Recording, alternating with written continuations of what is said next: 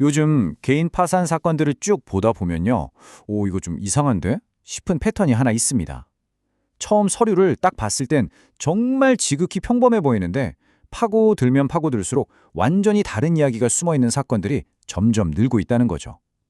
자, 오늘 이 새로운 경향에 대해서 한번 제대로 파헤쳐 보겠습니다. 이걸 바로 페인트성 파산 신청이라고 부르는데요. 혹시 농구 좋아하세요? 경기에서 상대방을 속이려고 살짝 헛동작하는 거. 바로 그 페인트 동작을 생각하시면 쉬워요. 그러니까 이게 작정하고 사기를 치려는 거랑은 결이 좀 다릅니다. 의도적으로 정보를 일부만 보여주거나 좀 축소해서 이 사건이 아주 간단하고 평범한 것처럼 보이게 만드는 일종의 현혹 기술 같은 거죠. 말로만 하면 감이 잘 안 오죠?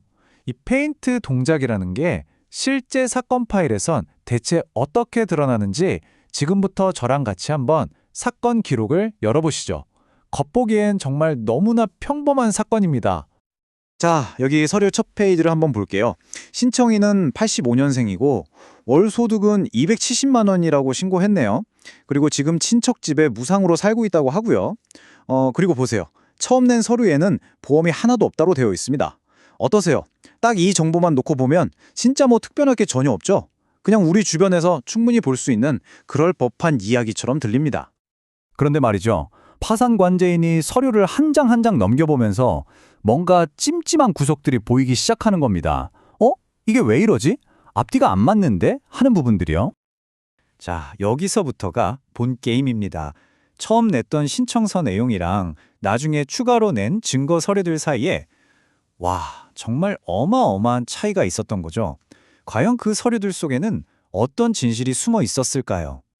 첫 번째로 딱 걸린 게 뭐였냐면요. 바로 보험이었어요. 신청서에는 아예 없다고 했는데 알고 보니 숨겨둔 보험 계약이 떡하니 있었던 겁니다. 이 보험 확인해 보니까 당장 해지하면 환급금이 790만 원 정도 나오더라고요. 사실 뭐 이 금액 자체가 엄청나게 커서 사건을 뒤집을 정도는 아니에요. 그쵸? 하지만 중요한 건 처음엔 완벽하게 평범해 보였던 그 그림에 드디어 첫 번째 금이 가기 시작했다는 겁니다. 자, 그럼 숨겨진 게 이 보험 하나뿐이었을까요? 아니죠. 이제 관제인의 눈은 사건의 가장 핵심, 바로 신고된 소득으로 향합니다. 월 270만 원, 기억나시죠? 자녀 한 명이랑 같이 생활한다고 했을 때, 뭐 충분히 그럴 수 있겠다 싶은 아주 현실적인 금액이잖아요. 그런데 신청인 통장 거래 내역을 딱 열어보는 순간 완전히 다른 이야기가 펼쳐집니다. 자, 이 그래프를 한번 보세요.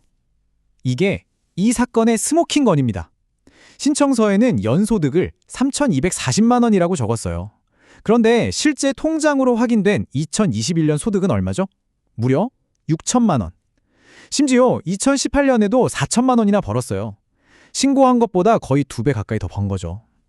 바로 이 엄청난 차이, 이게 바로 페인트성 신청의 민낯입니다. 아니 근데 도대체 왜 이런 일들이 자꾸 생기는 걸까요?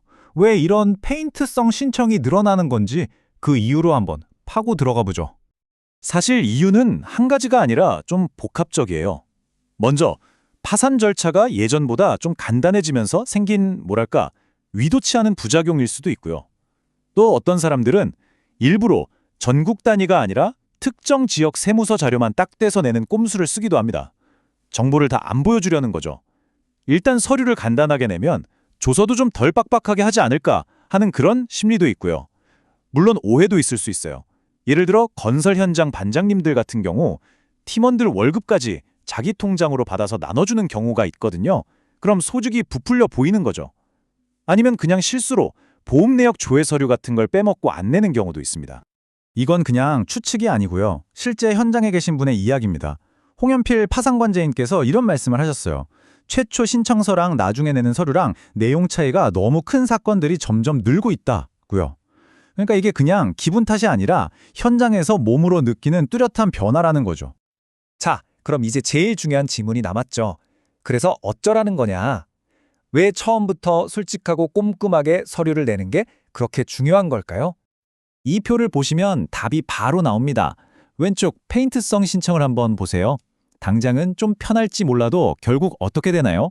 절차는 몇 달씩 길어지고 조사는 훨씬 더 깐깐해집니다. 당연히 관제인한테 신뢰도 다 잃고요. 심하면 사건이 꼬이거나 아예 기각될 수도 있어요. 반면에 오른쪽을 보세요. 처음부터 모든 걸 다 보여주면 과정은 훨씬 빨라지고 관제인도 믿어주니까 순조롭게 해결될 가능성이 훨씬 높아지는 거죠. 선택은 명확하지 않나요? 그러니까 핵심은 딱 하나입니다. 어차피 다 드러나게 되어 있다는 거예요. 잠시 정보를 숨기거나 축소하는 건 그저 시간 벌기일 뿐입니다. 파산 관제인은요, 결국 추가 서류랑 조사를 통해서 흩어진 퍼즐 조각을 전부 다 찾아내요. 그리고 기어이 전체 그림을 맞춰내고야 맙니다. 이건 피할 수가 없어요. 자, 오늘 이야기를 마무리하면서 여러분께 질문 하나 드리고 싶습니다. 우리가 어떤 사건 파일을 들여다본다는 건 그냥 서류 위에 찍힌 숫자를 읽는 걸까요?